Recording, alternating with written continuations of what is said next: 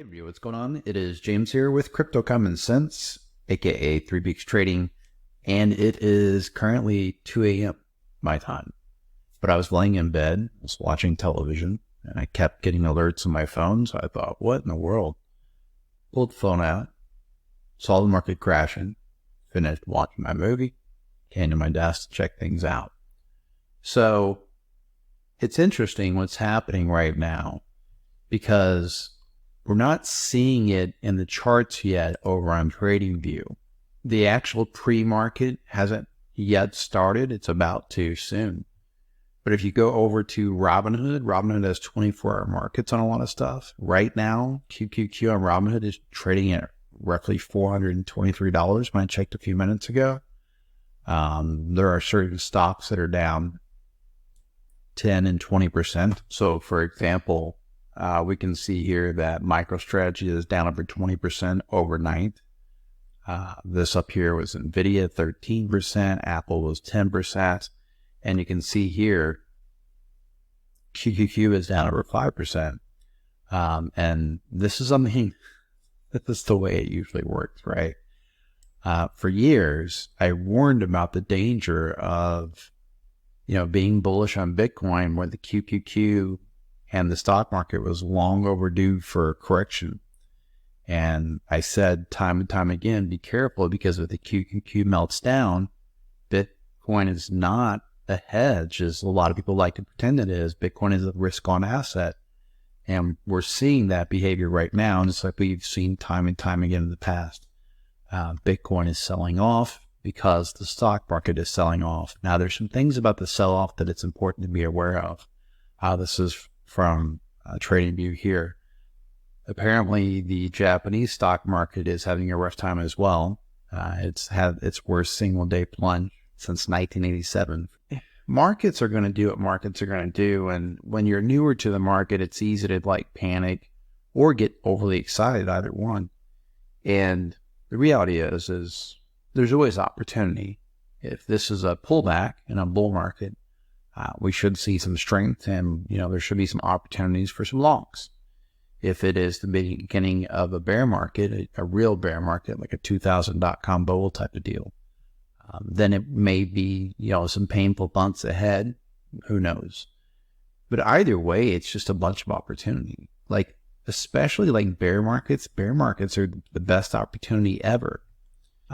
I point that out because if we do have, and it's way too early to get too far ahead of ourselves, but if this does end up being a major sell-off, those tend to present really good opportunities for people who are patient.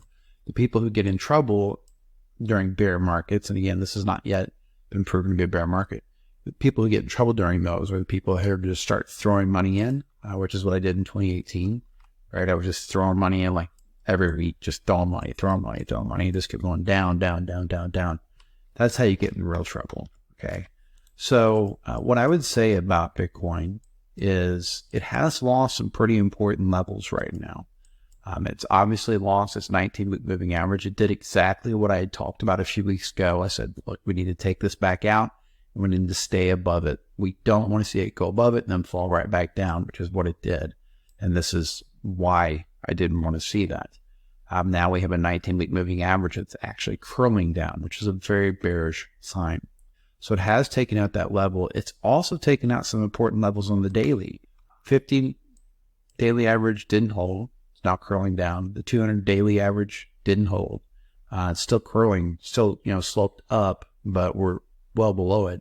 We also fell out of our channel, but there's something that I'm not completely convinced that this is the start of a bear market yet. And that's not being overly bullish or anything. It's just kind of being cautious, because the thing is see the way it's fallen out of this channel, but now it's being bought back up.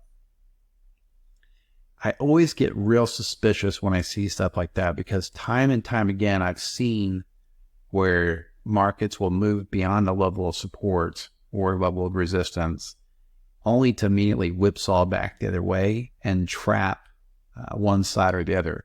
So in a case like this is where they could trap bears and use that liquidity to push higher. If I was just looking at Bitcoin, I would say that's the most likely scenario. But with the wider market selling off, I'm not convinced that's what's happening. So this is definitely a scenario where me personally, I like to sit on my hands because I really don't have a good beat on what the market has planned next. Now, that doesn't mean sit on my hands, completely. I'm still going to trade, intraday time frames like I would any other day. It's no big deal.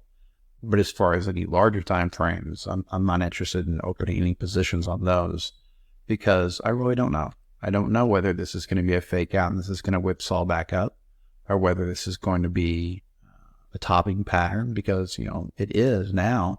Somebody brought this up last week, actually, or a couple of weeks ago, and said to them it was like a head and shoulders.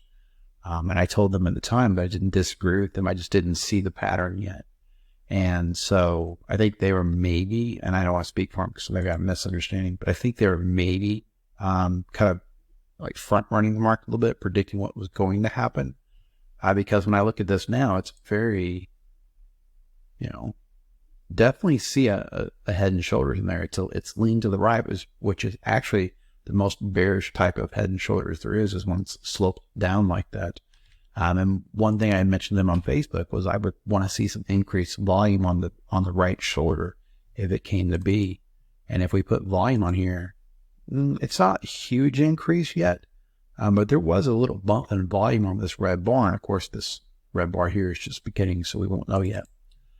So there's some really, there's some little concerning stuff going on, but we're going to wait, or I'm going to wait. I don't know what you're going to do. I'm going to wait and see what happens. This is a really old chart here. I just pulled this up. I haven't changed anything. This was when I was looking at this as Wyckoff, which ended up being pretty accurate. Right, I thought it would go down about 10 to 12,000. It didn't quite get there, but overall, this was a pretty, spot on interpretation. What's interesting is, again, this is something that I drew up a long time ago. What's interesting is the way that it's hitting this channel again. You see what I'm saying? Like if we discount all of this, which some people say you can't do that. But if I'm looking at this old channel, which I drew up before all this price action happened, we are just bouncing off the bottom of it. And we can see that it was relevant back here as well. And the midpoint's been kind of relevant. So again, I'm not really sure what's going on with the market. And the best thing for me personally is just to be patient. I don't want to get in trouble trying to catch a bunch of falling knives in a market. That goes for stocks or Bitcoin. But at the same time, I also don't want to get overly bearish just because there's a big sell-off. Those are par for the course. Even in uptrends, you have corrections. Sometimes those corrections cut 10 to 30% even. Especially in Bitcoin's case, a 30% correction is very normal for a healthy bull market. So, so far, this has been about 33%. Fairly par for the course for Bitcoin. If we put some Fibonacci levels on there, since this move started back here, basically pulling back to about our 50. So nothing too crazy. It's fairly normal in Bitcoin's case. It has a history of pulling back to the 61.8, which would be down around 43.5, and also line up with this a little bit of a consolidation period through here. So it wouldn't be far-fetched to get down there and still be bullish. So those are, things that I point those out because right now there's conflicting stories being told. And so I think for anybody that try to rush in there right now, you're either a more ignorant soul than me, a braver soul, or you are just smarter than me and know something that I do not. And any of those could be true. This is the chart of Bitcoin versus QQQ. We can see that everything was looking good at it coming down and tested the support. It had a really strong move off of it. But ultimately, this is just a lower high, and this was a lower low. So those aren't great signs. We're now retesting the same level of support, and we'll have to wait and see whether bulls can hold that level or not. As far as total market cap goes versus the QQQ, it looks slightly different, but not a whole lot different. Same thing, it had come down, it had bounced off the support, moved back up. Ultimately, this is a lower high. And now we're moving back down to that support area. So it's very important for bulls to hold this level. If this level gives way, we could start talking about retesting these lows all the way back here.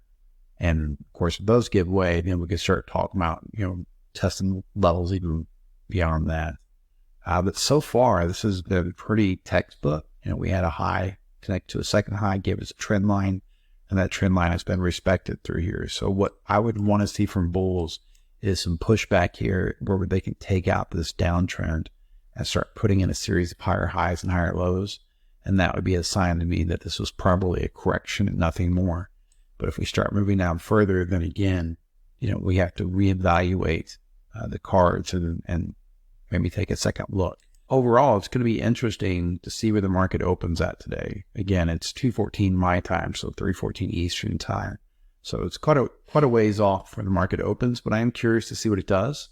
It's interesting to me because before this sell-off, I was looking at the QQQ, and my bias for tomorrow's trade day was actually going to be to the north. My bias was actually going to be of the mindset that this was probably, after a big sell-off, was probably going to range a bit and maybe have a little bit of a move up, on Monday's trade day. But of course, now it's much less likely to happen because in reality, QQQ is currently down in this ballpark and it's just not showing up on the chart yet. So it essentially went back down here to this gap. Look at that. There's a gap back there at around 427 or so. So that gap will probably be filled in today. It's going to be a tricky day, for trading. It's going to be a tricky day. We'll have to wait and see. I plan on trading, but I'm going to have to really be on my game because, there's a lot of bearish sentiment, obviously, but it's also moved down so far so fast that I could see a lot of really whipsaw action today. So I'll have to be a little more selective about the trades I take to stay out of trouble. But overall, yeah, it's just, it's a market that is doing what markets do, which is cooling off, whether it's temporary or whether it's something larger, we won't know for a little while, but I'm not all that freaked out by it. There's really just, there's always those worst case scenarios, but for the most part, things like this are just opportunities. Like I said, it's either a correction where the market will resume a bull market, shortly thereafter, which is fine. That's, an easy way to make some passive money. Or it's a bear market that has much lower to go, in which case it just presents some really good buying opportunities, and good investment opportunities for people that are planning on buying anyway. Why not get a better deal? Really, unless something happens where an asset goes to zero or goes to near zero and stays there, big sell-offs are just, opportunities to make money. That's really what they are. And if we take a look at this is the alts. So this is just altcoin market cap. I could see this, going lower. People don't want to hear that, but realistically, if that's your move down and this is your pump up, there's your 61.8 right there. It could very well be that this is just the disbelief part and we're having a disbelief sell-off that's going to take it back down maybe to this area here.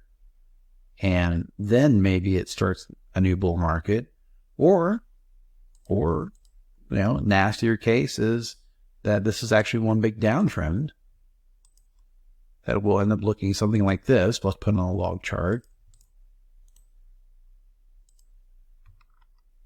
And then it ends up having a target way down here.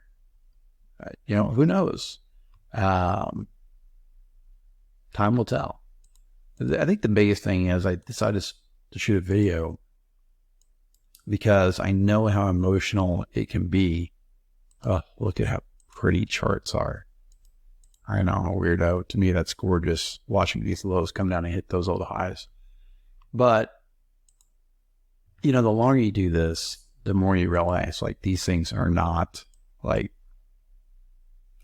unordinary. They're just events, and you can get emotional and make a lot of mistakes and lose a lot of money, or you can just play it cool, be really logical about the steps you take. And a lot of times, you just end up making a bunch of money when markets get silly like this. So, I don't know how you feel about it, but me personally, I like to make a bunch of money. So I'm going to do my best to stay calm and relaxed and just trade the charts and not rushing in any positions just because it seems like a really good deal, but also not be afraid to take positions if they're there to take. All right. So that's my 2 cents for what it's worth. I'm obviously some guy sitting in a spare bedroom, which means that nothing in the video is financial advice, and you should always go out and seek out professional financial advice from a licensed financial advisor for making any type of investment in cryptocurrency, the stock market, precious metals, Forex, or any other tradable asset. Make sure you give the video a thumbs up. Make sure to subscribe to the channel. You can check the description for a link where you can actually join my new Facebook group. I've got an old Facebook group as well. It's crypto related, been around for a little over 7 years. But I also started a new group that's just specifically about trading, because I know sometimes people that are, hodling, they're not really wanting to trade, and that's perfectly fine. So I'll leave a link in the description if you want to check it out. Other than that, I will say, as I always say, but it's extremely important today, make sure you're trading safe. Use proper risk management, use proper position sizing, and don't put yourself in a position where you can blow up your account where you can't come back and trade tomorrow. All right, this is James with Crypto Common Sense, aka 3Weeks Trading, and I will talk to you all soon.